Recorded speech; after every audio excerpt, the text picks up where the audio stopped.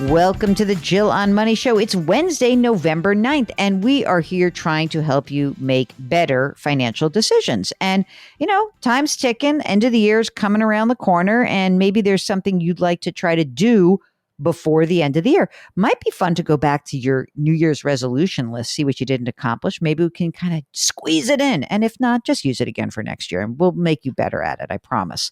So if you've got anything on your mind, it could be retirement, it could be education. Maybe you're comparing two different job offers.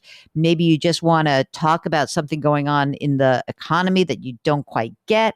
Just give us a holler. All you need to do is go to our website, jillonmoney.com, click the contact us button, and let us know if you would be willing to come on the air live. Then Mark does his magic and he wrangles you and he puts up with my horrible schedule and we find each other. And that is what we are doing today with Mary, who's on the line from, I'm going to say the Mid-Atlantic, just to protect your anonymity, Mary. How do you feel about that? I think that's wonderful. Thank you. Okay, Mary, what's going on? What brings you to our airwaves? So I listened to the podcast, a fairly recent listener, and really just love the way you approach everything without judgment and just like you are where you are. And so I'm looking for some practical advice. I tend to be a worrier. I've heard you speak to people like me before.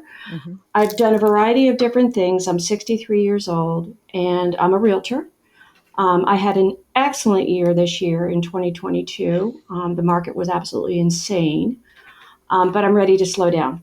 So the question I have is, do I have enough reserves, savings, et cetera, to make that happen? Okay. That's a nice thing it's a good problem to have. You kicked some butt. Market is turning, right? And just since we have you can be our real estate expert, at least in your area. Have things started to slow down now that mortgage rates have gone up and demand is maybe taking a hit? Are you finding that? I am finding some more slowness. Inventory is still low. However, there are still folks out there. I live in a coastal region, which is very appealing for the second home market.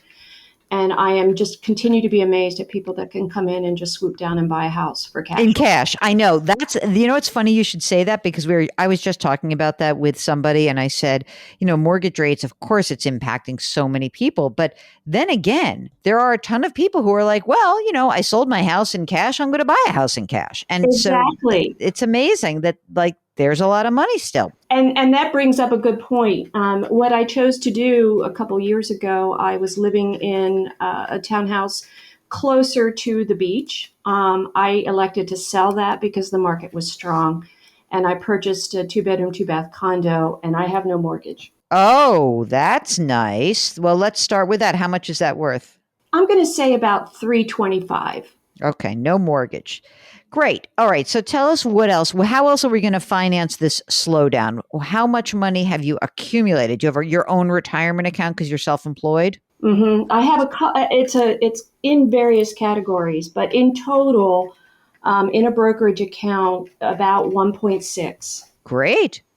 So that's some retirement and some non-retirement in that 1.6? Yes. And there's also, I have a quadro allocation, but I think that is also tax restricted.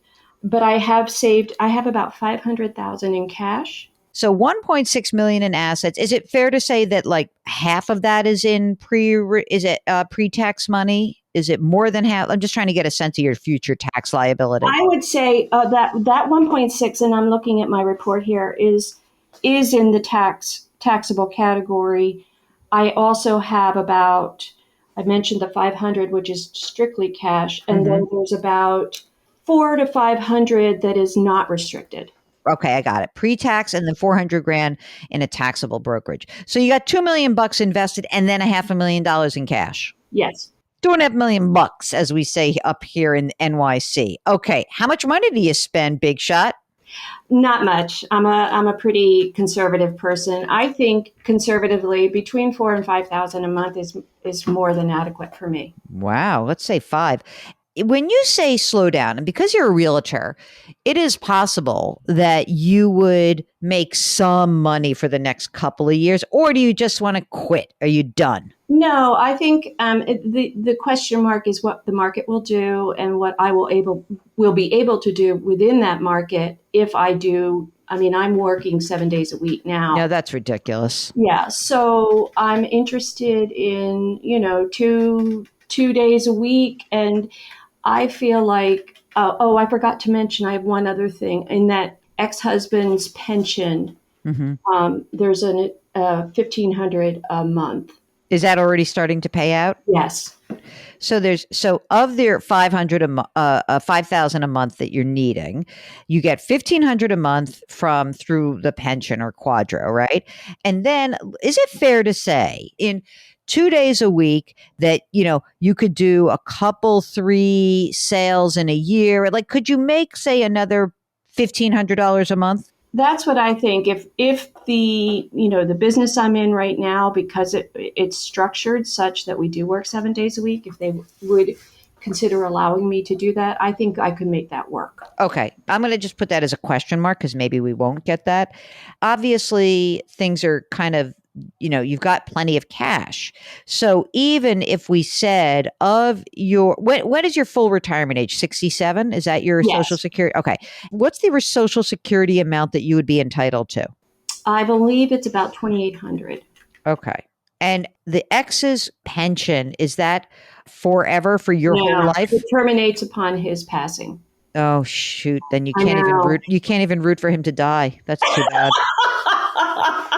That's such a bummer. Okay, but it'll be there for, I mean, is he in decent health? Yeah, I think so. I All think right. so. And I'm looking at trying to wait until 70 to take the Yeah, I think that would be great if you could. I yeah. mean, listen, here's the game plan. Yes, you could totally do this. Big deal. You got 500 grand in cash. Let's just say that even if you do it for 4 or 5, let's say 4 years or even 5 years, you take 50 grand a year out of that amount and you're covered. Your expenses are covered. And, 50, it's even a little bit less because of the pension. You're fine. And you could do it probably till age 70. You burn your cash, go through it, leave yourself with a couple $100,000 at the very end by your time you're 70, and you are pretty well set because then essentially at when you're 70, what's the amount when you're 70 for your Social Security? I want to say it's 37, 36. Oh my God. Mary, you're in great shape. Now, here's a question. Mark, should Mary, so presuming she slows down, and should we start trying to convert some of the money? Because how much money were you making in like the good times? 200. I mean, you're going to be in a very low tax bracket, right?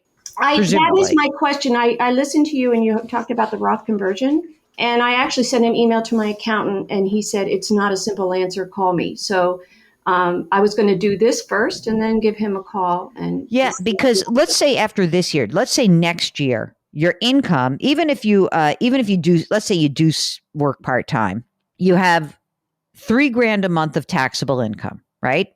Pension plus the part plus whatever time, I make. right? Mhm. Okay.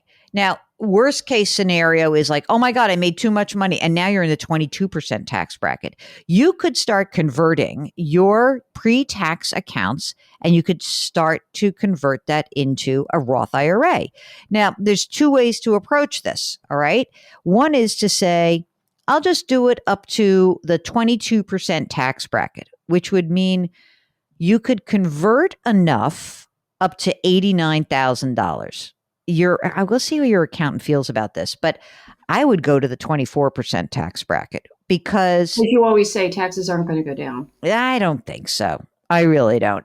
If you heard our interview with Ed Slott, I mean, more than ever, it's just like it so convinces us to say, I'll lock in my tax liability now. Right now, if you think about it, you've got $1.6 million, right?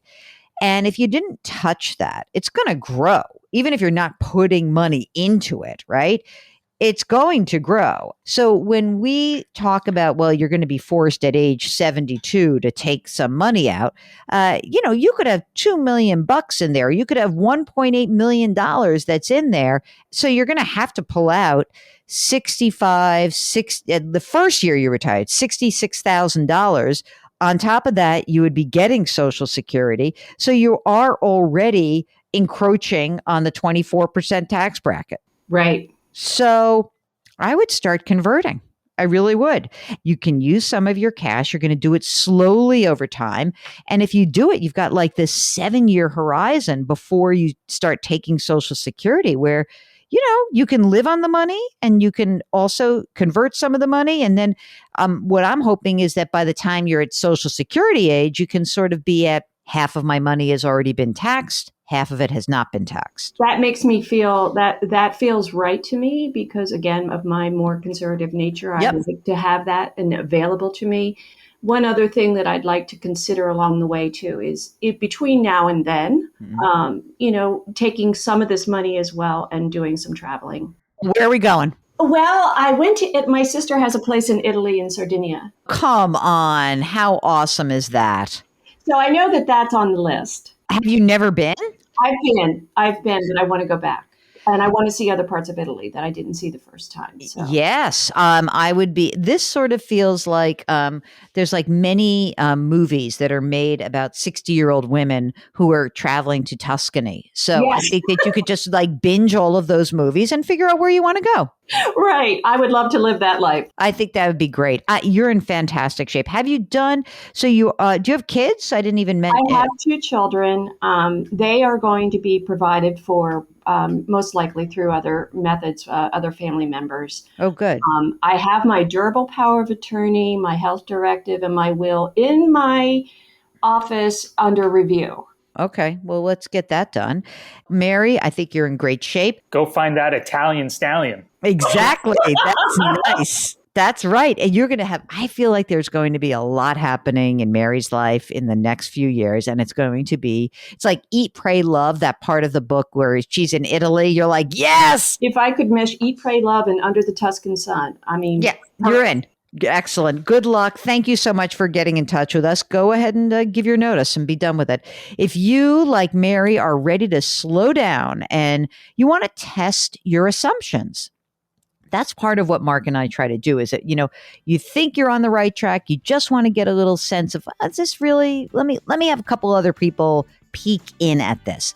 Why don't you give us a holler? Just go to our website, jillonmoney.com. Click the Contact Us button. Don't forget to let us know if you want to come on the air. It's so much more fun. We get to hear your stories, where you're going to Italy, how you're going to do your Eat, Pray, Love vision, something like that. While you're on the website, you can check out all the content. We've got another podcast. We've got a blog. We've got videos. There are resources. And of course, you can pre-order my new book. It's coming out in January, The Great Money Reset. So I hope you do that because that would make me feel very happy and grateful. Okie dokie, do something nice for someone else today. Grit, growth, grace. Thank you for listening. We'll talk to you tomorrow.